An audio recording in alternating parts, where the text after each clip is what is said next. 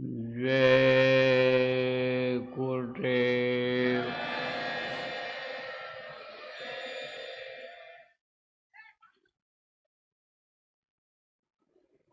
सर्वसमर्थ सर्वत्र स्मरणीय दाता दयाल दीन बंधु कृपा निधान परम पूज्य गुरु जी महाराज, उपस्थित सभी सत्संगी नामदानी साधक बच्चे एवं बच्चियों, आज आप लोगों के सामने मंच पर आकर के आपके दर्शन का अवसर मिला। दो बात कहने का दया मौज हुई। ये बहुत बड़ी दया गुरु महाराज की हमारे ऊपर हुई है। साथ ही साथ आप लोगों के ऊपर भी उस प्रभु की अनुकंपा हुई कि आपको जन्माष्टमी जैसा त्यौहार, जिसको बहुत से लोग इस समय पर हिंदू धर्म के मानने वाले जोर शोर से मनाते हैं, ऐसे अवसर पर आपको घर के नाना जंजाल से निकाल करके, घर के गृहस्थी के बंधन से थोड़े समय के लिए मुक्त करा के और यहाँ पर ले आए। क्योंकि सत्संगों में आना बड़ा मुश्किल हो रहा है लोगों को। कारण क्या है? कारण यह है कि आदत नहीं बनी, मन नहीं लगा सत्संग में, तो मन धोखा दे देता है। मन को क्या दिखाई पड़ता है? मन को शरीर दिखाई पड़ता है, शरीर का भोजन दिखाई पड़ता है, कपड़ा घर दिखाई पड़ता है, बच्चे जो परिवार के लोग होते हैं, मन उसमें लगा रहता है। तो ये जो सत्संग है ये नीरस लगता है। नीरस किसको कहते हैं? जिसमें रस नहीं होता है वो नीरस हो जाता है, और जो उसमें रस होता है उसको कहते हैं कि ये यानी समझो रसीला है, रस मिलता है इसमें।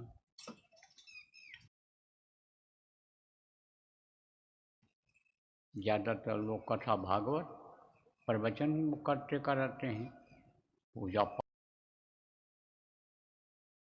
ज़्यादातर उसको लोग कराते हैं। तो कोई भी धार्मिक अनुष्ठान हो,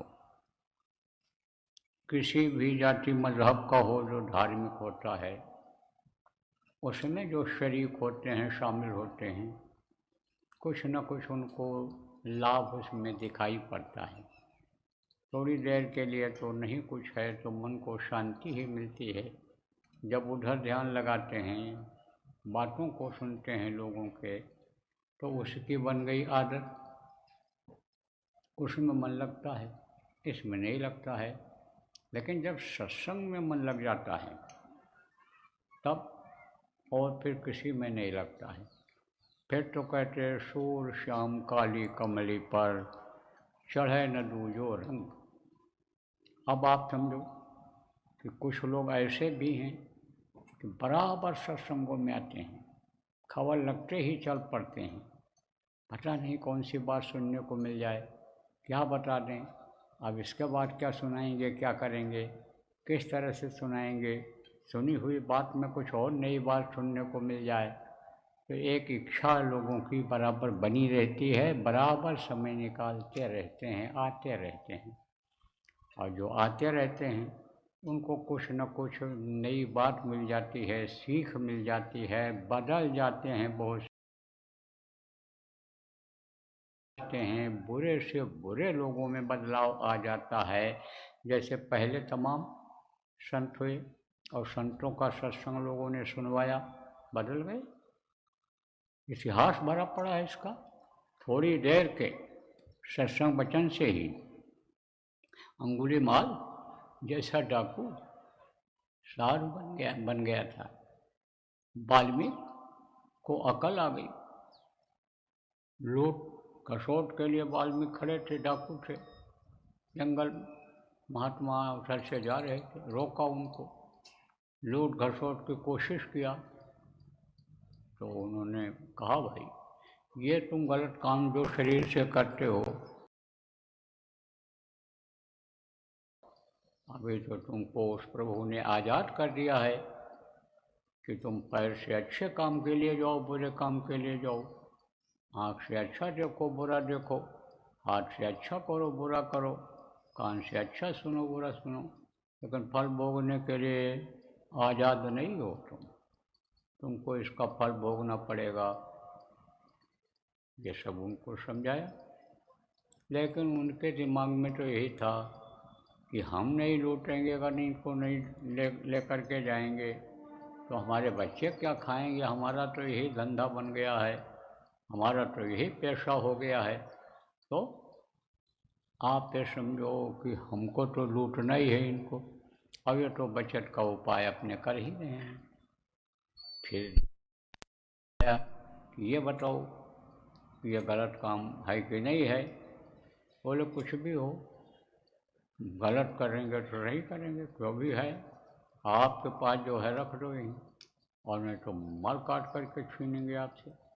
तब उन्होंने कहा, भाई हमको यहीं तुम चाहो तो बांध दो, हम भगने वाले नहीं हैं, वादा के हम पक्के होते हैं, 10-10 मिनट पर हम ज़बान नहीं बदलते हैं, प्राण जाए बर बचन न जाई, किसी को ज़बान दे देते हैं तो चाहे प्राण निकल जाए तो हम बदलते नहीं हैं, हम ऐसे में से हैं, ऐसे में से हैं, इसीलिए तुमसे कहते हैं तुम चाहो हमको ऐसे ही खड़ा कर दो, चाहो बांध दो और जाओ जिनके लिए लूट घसोट कर रहे हो। पूछा, किसके लिए लूट घसोट कर रहे हो? तुम अकेले खाओगे, खर्च करोगे, ये जो लूटते हो उसके परिवार वालों को भी खिलाते हो? बोले परिवार वालों को भी खिलाता हूँ, परिवार वालों का परवरिश करता हूँ, परिवार वालों के लिए मदद करता हूँ। बोले तो जाओ पूछो कि हमसे जो पाप हो रहा है उस पाप को कोई और बांटेंगे?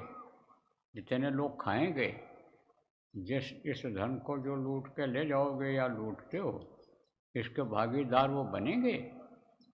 कर्मों का चक्कर बड़ा जटिल बना दिया गया है प्रेमियों, उसको जो है काटना कटवाना ये बड़ा आजकल मुश्किल हो रहा।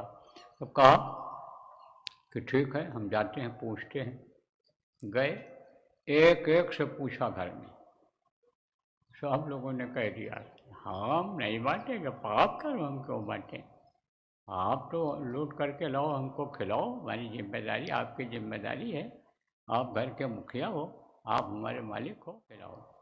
अब उनको वहीं ग्लानि हुई, जैसे गोस्वामी जी महाराज जवानी में कामातुर थे और भग करके गए वहाँ औरत से मिलने के लिए रात को उफनती नदी में। उफनती नदी किसको कहते हैं? यह सावन का महीना, आप समझो भादों आएगा, उसमें नदियाँ बढ़ जाती हैं, पानी उसमें भर जाता है, उस पर उसमें जो है मुर्गा पकड़ करके तैर करके पार करके गए उस पार, और रात को गए वहाँ उसको जगाया, तब उसने डांटा, कहा अस्ति चरम मम देहम तामी ऐसी प्रीत, जो को होती राम में तो हो न तो भोगी। अगर राम भगवान उस समय पर जो थे मर्यादा पुरुषोत्तम थे, शक्ति उनके अंदर थी, काम करने के लिए भेजे गए थे, धर्म की स्थापना के लिए भेजे गए थे, का उनमें इतना प्रेम लगता तो फिर कोई भय तुमको नहीं रह जाता, किसी तरह का डर नहीं रह जाता। और तुम ये चमड़ा, ये सड़ जाने वाली चीज़, ये गल जाने वाली चीज़, और इस हड्डी और चमड़े के मुंह में, और रात को इतना परिश्रम करके यहाँ पर आए, इससे हमारे तुम कैसे मोह किए? मोह तो आपको उनसे करना चाहिए। बस वही बात लग गई। और फिर लौटने के बाद उन्होंने बिल्कुल ही संन्यास ले लिया एक तरह से। बोले भाई हमारा लेना देना तुम्हारा अदा हो गया, कर्जा अदा हो गया। औरत को भी विश्वास था कि ये जो है समझो निमित्त मात्र हैं, हमारा मालिक तो प्रभु है, जो पैदा होने के पहले स्तन में दूध भर दिया परवरिश वो करेगा, वो हमारा मालिक। ऐसे ही उनको ज्ञान हो गया और वो डाकू से महात्मा बन गए। वाल्मीकि, अंगुलमाल, ऐसे तमाम उदाहरण मिल रहे हैं। सत्संग वचन से ही बदलाव आता है। सत्संग जल जब कोई पावे, मैलाई सब कट कट जावे, तब गंदगी साफ होती है। किसकी गंदगी? एक गंदगी बाहर की होती है शरीर की, साबुन पानी से आप धो लेते हो। एक अंतःकरण की गंदगी होती है। अंतःकरण किसको कहते हैं? वो इस शरीर के अंदर में होता है। इन बाहरी आँखों से आप देख नहीं सकते हो उसको, वो गंदा हो जाता है। वो कैसे गंदा हो जाता है? कर्मों से गंदा होता है। कौन से कर्म आप कहोगे भाई कर्म किसको कहते हैं? तो यही आपको बता देता हूँ। देखो प्रेम, जैसे आपको बताया कि यानी जीव को आज़ाद कर देता है। वो कब आज़ाद करता है? माँ के पेट में ही आज़ाद कर देता है। माँ के पेट में बच्चा बनता है, आप समझो 6 शक्ति और जो है ये 5 गुण, रजोगुण, ये आपका ये जल, पृथ्वी, अग्नि, वायु और आकाश, ये 5 तत्व और 6 शक्ति, जन्म मस्त परिणामी विद्या शीर्य शक्तियाँ, यह माँ के पेट में बच्चे को बनाती हैं। तो माँ के पेट में बड़ी तकलीफ होती है, क्योंकि वो बंधन में रहता है। जब से जीव उसमें डाला जाता है, 5 महीने का पिंड बनने के बाद जब जीव डाला जाता है तो बड़ी तकलीफ रहती है उसको। किसको? किसी मनुष्य रूपी जीवात्मा को बड़ी तकलीफ रहती है। तब वो प्रभु से प्रार्थना करता है कि बाहर निकाल दो, बाहर निकाल दो, एक मौका हमको दे दो। उस समय पर ज्ञान होता है, उस समय पर कोई बंधन उसको नहीं होता है। मोह माया का किसी भी तरह का कोई भी बंधन उस समय पर नहीं होता है।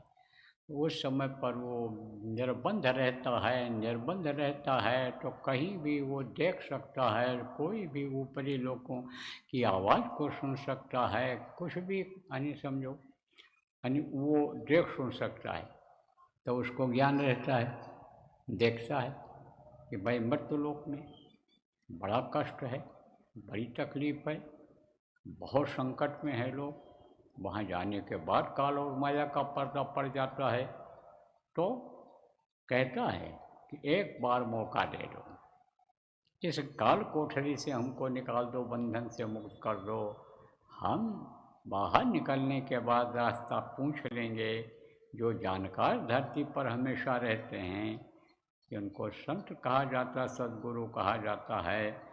हम उनको खोज करके उनसे आपके पास आने का रास्ता पूछ करके और दिन रात उस काम में लग जाएंगे। अब प्रभु कृपा करो यही भांति, सब तजी भजन करो दिन राति। दिन रात प्रार्थना करता रहता है। वो मौका दे देता है, मौका दे देता है, जाओ कर लो अपना काम, जाओ, लेकिन फंसना मत, इसको गंदा मत करना, साफ सुथरा रखना। और फिर इसको जो है जिस चीज़ से तुम्हारा बनाया जा रहा है उसी में मिला देना। कैसे बनाया जाता है? जल माने पानी, इस शरीर के अंदर पानी भी है। जल पृथ्वी, पृथ्वी तत्व है इसमें, इसी से सब अंग बनते हैं। आपको बताया गया है सत्संगों में, जहाँ कई दिनों का सत्संग हुआ और विषय आ गया तो बताया गया है कि कौन चीज़ किससे बनती है। जल से बनता है, अग्नि से बनती है, नाक बनता है, पेशाब बनता है, ये जीभ बनता है, मतलब पेशाब का रास्ता बनता है, ये लैट्रिन का रास्ता बनता है। उसी से निर्माण होता है, इन्हीं तत्वों से, माँ के पेट में ही। तो ये 5 तत्व जल, पृथ्वी, अग्नि, वायु और आकाश। जल माने पानी, और समझो अग्नि आग आप जानते हो, वायु माने ये हवा, आकाश जो ये ऊपर दिखाई पड़ता है। ये 5 तत्वों से ये बनता है शरीर। और पांचों की बाहर निकलने के बाद ज़रूरत पड़ती है इसलिए उसने पहले ही ये सब बना दिया है, इंतजाम कर दिया है कि हम इसको जब हम एक बार मौका दे रहे हैं, साधन सुविधा हम इनको मुहैया करा दें, इनको कोई तकलीफ ना हो बाहर जा कर के, तो वो सब बना दिया है। और फिर ये जैसे जैसे बना है, ऐसे ऐसे आखिरी वक्त पर ये तत्व इस शरीर को खाली करने लगते हैं मरने से पहले, और वो अपनी अपनी जगह चले जाते हैं, अपने अपने भंडार में मिल जाते हैं।